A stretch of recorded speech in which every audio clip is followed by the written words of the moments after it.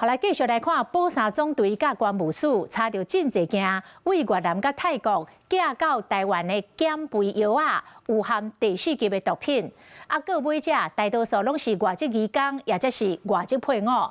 講在不知情的狀況下使用，或者是轉賣，同款嘛是會掠去關。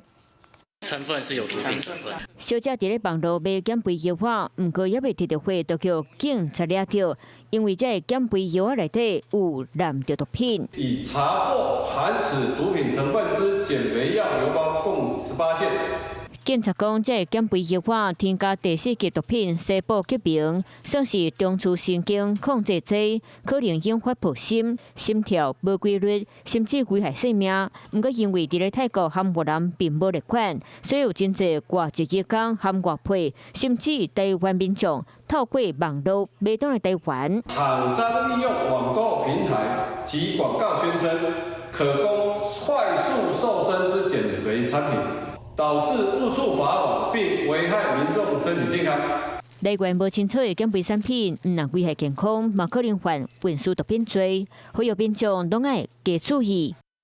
Hello， 我是雷亞，想要搶先先掌握最及時的新聞資訊嗎？趕快訂閱、按讚、開啟小鈴鐺，鎖定華視新聞 YouTube 頻道。